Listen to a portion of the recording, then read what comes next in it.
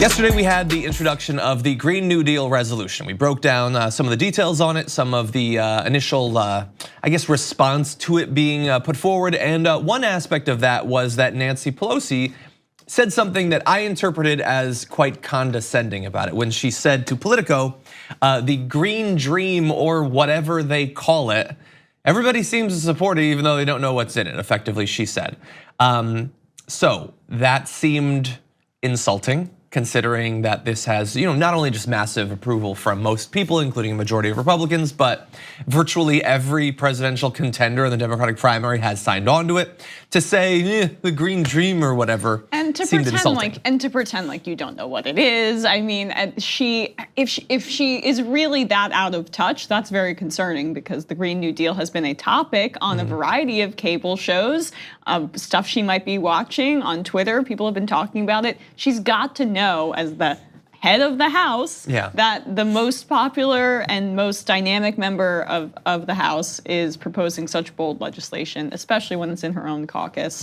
So it's flippant and also dishonest. Yeah, I mean, so my girlfriend pointed out that later in that same interview, she did use the term Green New Deal. So why say that initially? So why say, who has ever said blank, blank, blank, or whatever they call it and meant anything other than go F yourself to that thing? That's just what that means. That's what that linguistic construct is designed to accomplish. So, okay, but that's my interpretation. I don't know Nancy Pelosi, never spoken to Nancy Pelosi. I've barely spoken to AOC. Let's see what they say about this. So on the introduction of the bill, we have an updated comment from the speaker. She said, frankly, I haven't seen it, but I do know it's enthusiastic and I welcome all the enthusiasm. But not the policies, which scare me. Yes, that's true. And again, I guess you can't look at every bill. This one's 14 pages. I feel like you could have. Yeah. You could have, like it's got dozens and dozens and dozens of co-sponsors among your caucus. It seems weird not to flip through it. Yeah, I mean, especially because we hear a lot of talk from her about how climate change is an existential threat and that she really listened to the Sunrise Movement protesters when they stormed her office.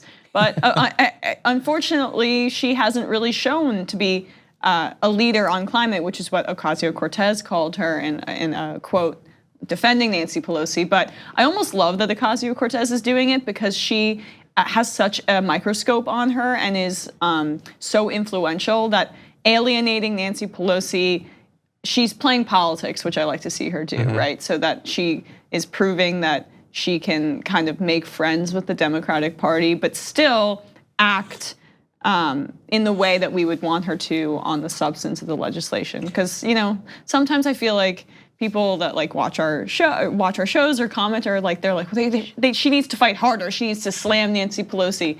No. She's got to work with her every day, and she's basically her boss. So yeah, and we're gonna have a little bit of that. But you mentioned the Sunrise Movement. That was another thing where like, you really want us to believe you don't know what this is called. Like the push for it was launched like, I don't know for sure, but that's probably your door right there. It is her door. That's your door. That's her door. Or on the other side, I don't know. It's one of the doors. You know who she is. You know the movement. She referred to them as the Sunny D movement or whatever they call them. No, I'm kidding. No, I'm kidding. She knows. I'm sure she knows what the name of the group is. She doesn't even know what Sunny D is. Exactly. I barely do anymore. So asked about this, AOC said, no, I think it is a green dream. I don't consider that to be a dismissive term. Nancy Pelosi is a leader on climate, has always been a leader on climate, and I will not allow our caucus to be divided up by silly notions of whatever narrative. We are in this together. So that is her. She is diplomatic. That is diplomatic. I can't get in her brain. I'm not a telepath. True. I mean, she knows that's not true, but good for her. Like again, I mean, she is already a really talented politician. And not just in articulating ideas that are incredibly important, but in just ingratiating herself to the caucus, which is a part of the job. I know that it sucks, but it's a part of the job. Yeah, and there's versions of what you just saw there that could be really self-defeating, like people who would say something like that and then not actually fight back, not actually protest outside of her office or whatever. I think she is a good mix of the both, and she's the sort of progressive that I like, where it's the exact opposite of that sort of knee-jerk, like if a name comes up, I'm gonna find something bad they did and I'm gonna tell them to go F themselves again. Like some people feel that sort of contrarian knee-jerk thing and want to see that in other people. You know what I like about AOC and I like about Bernie? They're not a-holes.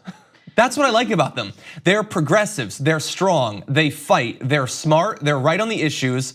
They're not dicks. Yeah, and I would say even Ocasio-Cortez is better at not being an a-hole as Bernie is. Well, he's gruff, certainly. Because Bernie's tough, right? But Bernie doesn't take cheap, just like shots at people. Because he has literally one mode, and it's just like, hi, I'm Bernie Sanders. The millionaires and billionaires. It's the same talking point every single time. Yeah. She, is a little bit more cool in that sense. Not saying you're not cool, Bernie. I love you too. It's like you walk up to Bernie and he's just like, he's got statistics he's waiting to tell you about income inequality. It's like when I walk up to people talking, I'm like, when can I mention Quidditch?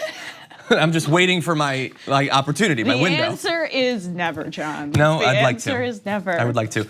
So one other little bit of potential conflict between the speaker and AOC had to do with the creation of that select committee on climate change, which did not have AOC on it, which I interpret it as, that seems like an unnecessary slight, but either I'm wrong or more diplomacy. Ocasio-Cortez and Pelosi separately told reporters that the speaker had invited Ocasio-Cortez to join the select committee on climate change, but she had declined because she had other committee commitments. She also suggested she was more interested in working on legislative solutions to climate change rather than the investigative work Castor's committee will be tasked with. I don't know. Okay.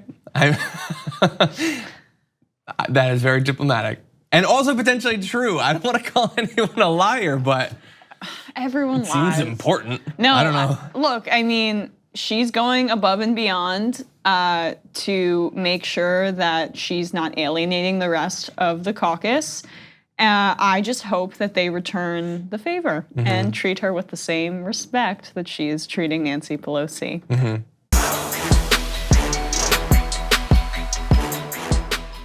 Thank you very much for watching this clip from the Damage Report. If you liked it, don't forget to subscribe to this channel and ring the bell on YouTube to get notifications of our new videos. And of course, you can catch the full Damage Report live every weekday at 1 p.m. Eastern, 10 a.m. Pacific on TYT Network on YouTube TV.